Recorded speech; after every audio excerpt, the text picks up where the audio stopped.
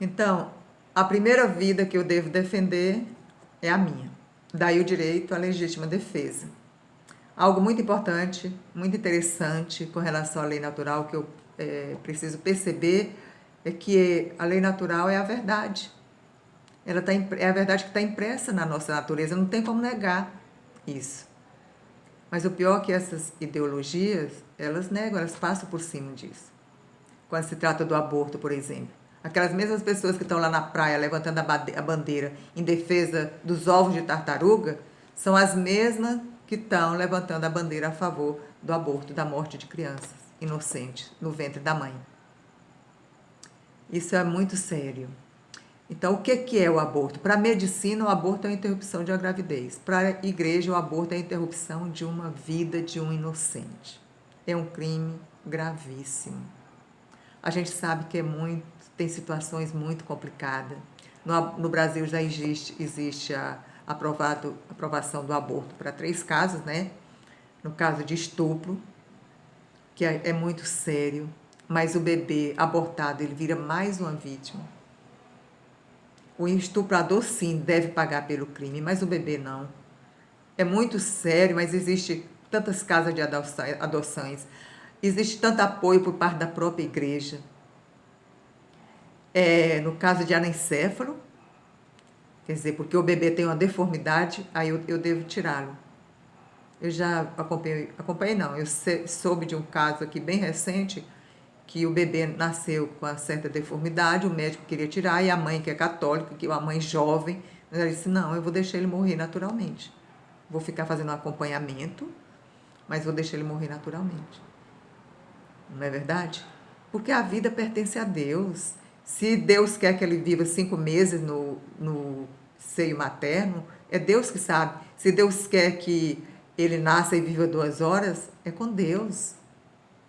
E por conta da saúde da mãe. Tem casos que realmente é grave, é complicado, que precisa de uma orientação, de uma direção espiritual, de uma direção de um padre, de uma direção de alguém que tenha mais autoridade para lidar com isso. E acompanhamento à igreja dá. Certo, gente? Mas é um crime muito, muito grande. Então, é a partir da concepção. E esse é o ponto, essa é a chave para que a gente possa refletir um pouco sobre essa questão da vida. Porque hoje existe muito essa questão de que uns dizem que a vida começa com tanta semana, de que ali o bebê não é um bebê, é um amontoado de células, nesse sentido, né? E a gente sabe que ali, no momento da concepção, uma vida é gerada. Ali, uma alma é impressa. Ali, naquele momento, já existe uma vida. E, a partir daquele momento, ela deve ser preservada. Eu já vi alguns jovens dizerem assim, um dia eu vi um jovem bem irritado, ele falou assim, mas é um amontoado de célula. Então, eu acho que é o que ele vê lá no colégio, né? E a gente fica pensando, mas o que é que nós somos? Se nós não somos um amontoado de células? Essas células a gente não vai percebendo, basta esperar. Né? Basta esperar ali 9 meses que você vai ver, né, o bebê nascendo. Então, essa questão de ser um amontoado de célula é algo assim, muito sem noção, né? Como é que as pessoas se deixam levar por um argumento desse? Se nós não somos formados de células da mesma forma. Então, o Catecismo da Igreja vai dizer, no 2.270, a vida humana deve ser respeitada e protegida de maneira absoluta a partir do momento da concepção. Certo, gente? Está fechado isso aqui. A própria palavra de Deus vai dizer em Jeremias, lá em capítulo 1, versículo 5, antes mesmo de te formar no ventre da sua mãe, eu já te conhecia. Então, Deus nos conhece desde sempre. Lá no Catecismo 2.322 vai dizer assim, desde a concepção, a criança tem o direito à vida. O aborto direto, isto é, o que se quer como um fim ou como um meio, é uma prática infame, gravemente contrária à lei moral. A Igreja sanciona como pena canônica de excomunhão este delito contra a vida humana. A Igreja vem falar aqui, no 2.271, vem usar o nome nefandos. Então, como é que a Igreja define o aborto? Uma prática infame. Nefando quer dizer abominável, digno de aversão, de má índole, malvado, perverso. É assim que, olha os termos com que a Igreja vem se referir ao aborto. É uma prática infame, de má índole. Aí o que é que acontece com a pessoa que aborta? Está pena canônica de excomunhão. Já ouviu falar na comunhão, na excomunhão automática? Então, a pessoa que pratica o aborto, meu irmão, ela está automaticamente excomungada. Ela, né, ela escolheu, quer dizer, está fora da comunhão com o corpo de Cristo, que é a igreja. É uma pena muito grave. Então, o pecado do aborto, ele só pode ser absolvido pelo bispo. No ano da misericórdia, o Papa Francisco autorizou os padres a perdoarem. Mas a pessoa que abortou, você vê a gravidade da coisa. Precisa se confessar com o bispo para receber a absolvição. Nós temos que rezar muito por essas pessoas. Desde o primeiro século, 2271, desde o primeiro século, a Igreja afirmou a maldade moral de todo aborto provocado. Este ensinamento não mudou. Conserva esse ensinamento. Maldade moral. Ele continua invariável. Então, muito importante a gente perceber como que a Igreja se manifesta com relação ao aborto.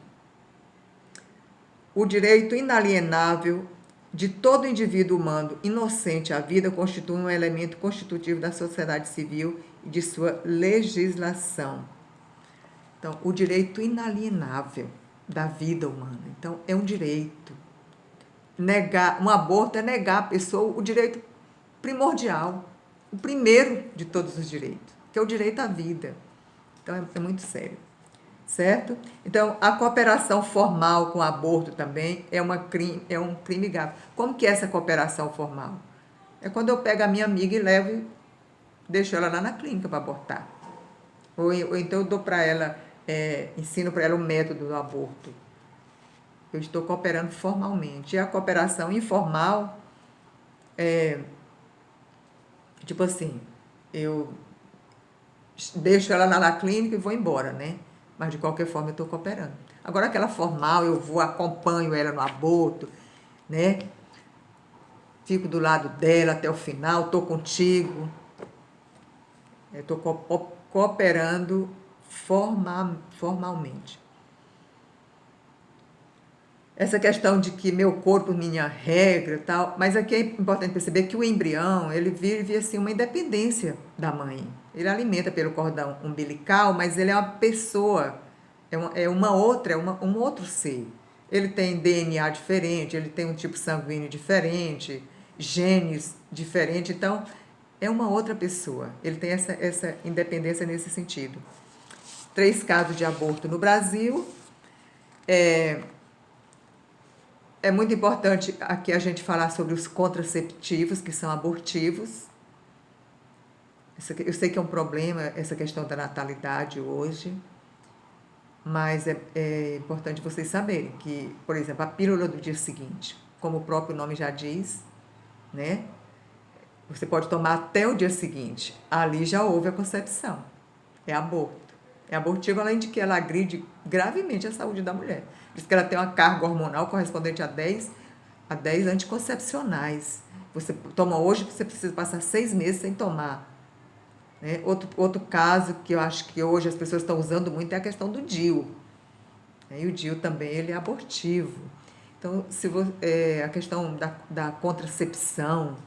Por quê, meus irmãos? Falando naturalmente, o natural é que quando o homem e a mulher têm uma relação, a mulher engravide.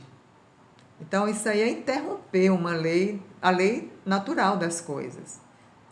Então, o casal hoje precisa conversar mais sobre isso, procurar orientação, porque existe a forma natural de você prevenir, de você fazer um controle de natalidade, mas é por meio de um método natural. que a igreja também oferece, né? Formação nesse sentido. Eu falo para vocês porque a minha filha fez. Então, às vezes o casal precisa mesmo de um tempo, né? Sem engravidar. E eu acho que hoje uma grande dificuldade essa questão do controle de natalidade, porque vai contra assim, a lei natural das coisas. Outra questão é que a vida humana ela também não pode ser manipulada, ela não pode ser instrumentalizada em hipótese alguma a favor de ninguém. E aqui entra a questão da fecundação in vitro. Né? Uma época aí por conta das células troncos, você viu aí nas mídias, pessoas em cadeira de roda e tudo, para que aprovasse a lei, para que fossem usados os embriões lá congelados, fossem disponibilizados para estudo, para ciência, para essas coisas. E a igreja bateu contra, mas parece que a lei foi aprovada, né? Então, a fecundação in vitro é o que é? Os pais não conseguem ter filhos e fazem a fecundação em laboratório. A igreja é a favor? Não, não é natural. O filho é um dom, ou Deus dá ou Deus não dá. A fecundação, primeiro, como que você vai conseguir o material a ser fecundado, o espermatozoide, por exemplo? Já começa de forma errada, por meio da masturbação. Não é verdade? Depois esses embriões vão fecundados e ficam lá. Digamos, vamos fecundar 5 embriões. E aí você vai e implanta 2. Né? Tem gêmeos ali, digamos assim. Fica lá 3. E aqueles 3? Ah, deixa aí congelado. Cede aí para experimentos. Ali já é uma vida humana. Sério, certo, gente? É assim que a igreja vê as coisas. Uma vez perguntaram para um bispo, foi até no programa do Jô Soares, perguntaram para ele, bispo, o Jô perguntou para ele, bispo, o cristão pode doar sangue? Ele falou, pode. Pode doar órgão? O bispo falou, dependendo da situação, pode. O catecismo nos fala sobre isso, se você tiver interesse de saber. Qual circunstância que a gente pode doar órgãos? Pode doar esperma? E o bispo disse, não. Certo, gente? Por conta dessa fecundação in vitro aí. Muitos casais desejam ter filho e aí apelam para esses meios e não procuram saber assim, o que a igreja diz a respeito. Com relação ao aborto, é preciso ter muito cuidado na questão do diagnóstico pré-natal. Tem uns que são muito invasivos e esse zelo pela vida deve começar desde sempre. Agora mesmo eu fiquei sabendo de um caso que a pessoa... Foi constatado em alguns exames que a pessoa tinha uma síndrome, o bebê da pessoa tinha uma síndrome, e a pessoa queria saber que síndrome que era, precisava fazer um exame bem invasivo, tipo tirar algumas amostras, né? E a pessoa fez o exame, e logo depois o bebê morreu. Então, o que ficou assim a impressão de que morreu por conta do exame, porque o risco médico alertou de que o risco existia. Então, cuidado com os exames também para garantir, né, o zelo pela saúde do bebê. Então, meu irmão, isso a vida desde a concepção, mas também a vida até a morte. E aqui entra a questão da eutanásia. É aquela vida que já está frágilzinha, já está doente, mas ainda existe vida ali. E aqui também é bom lembrar o 4º mandamento. Nós, filhos, somos responsáveis pela dignidade dos nossos pais, mesmo nessa circunstância, né? Aí falam, mas está muito sofrimento, tal, mas tem muitas questões envolvidas na questão da eutanásia. Às vezes os pais, se são pais que têm condição, né? Às vezes os pais têm condição e o filho quer apressar a morte do pai. Tem tudo isso envolvido e muito mais. Então, a igreja também se manifesta com relação contra a eutanásia. Não sabemos lidar com a morte, né? Mas saber que a gente é ser humano, que nós não somos animais. Outro ponto. E quando alguém toma injeção letal para morrer e nega os últimos cuidados, que já aconteceu assim, tipo assim, de tirar a alimentação, Então, é nesse sentido, a dignidade. Outro ponto que é importante a gente saber é a questão da abstinência terapêutica. Porque às vezes a pessoa está muito doente e querem submeter. Aí já, tipo assim, por outro lado, né? Questão da abstinência terapêutica. A pessoa está muito doente, é algo que não tem, digamos, cura. Mas aí o médico quer submeter aquela pessoa fragilizada a um tratamento muito doloroso, a algo muito sofrido. E ali, sabendo que ali não vai obter resultados. A gente pode, eu gosto de trazer nesse caso aqui, o Papa João Paulo II, porque ele tinha mal de Parkinson e muitas pessoas ficaram achando que podia ser tipo eutanásia, né? Ele queria apressar a morte dele. Mas é porque ele preferiu, tipo assim, deixa eu morrer em casa, né? Ele tinha mal de Parkinson, ele já estava bem avançado. Então, ali no hospital, o tratamento estava sendo muito sofrido para ele. E não ia adiantar, né? Não ia prolongar os dias dele. Aí ele preferiu deixar o hospital e morrer em casa. Na época houve uma certa incompreensão assim, nesse sentido. Mas aqui, o que é? Ele foi contra a abstinência terapêutica. Bom, meus irmãos, outra maneira de tirar a vida é a questão do suicídio. Aqui pode abranger mais, entra a questão da mutilação. Tantos jovens se mutilando hoje. Nas redes sociais é preciso ter muito cuidado. Tantas propostas de desafios aí que levam até a morte, né? E os jovens estão envolvidos com aquilo ali. É impressionante como que as pessoas se deixam envolver por certas coisas. O suicídio é atentar contra a própria vida, é gravíssimo. É um pecado muito grave contra o próprio amor de Deus, a desconfiança do amor de Deus, desesperança. Mas aqui, onde que pode, assim, abrandar, como se diz assim, a pena na questão do suicídio? É porque muitas vezes a gente, o ser humano, nós seres humanos, às vezes chegamos numa certa situação, realidade, que a gente perde a razão, perde a liberdade para escolher. A gente, por meio de uma depressão, por meio de uma doença, que a gente não tem mais assim, aquela independência, aquela liberdade para escolher viver ou morrer. E as pessoas muitas vezes tiram a vida nessa situação. A pessoa não tirou a vida numa situação, digamos assim, normal, sabe? Mas é uma inclinação contra a própria vida. Porém, se não tenho consentimento da minha liberdade. Catecismo 2283, vamos ver o que diz a igreja nesse sentido aqui do suicídio. Não se deve desesperar da salvação das pessoas que se mataram. A igreja vem dar uma palavra de conforto nesse sentido, sabe? Não se deve desesperar.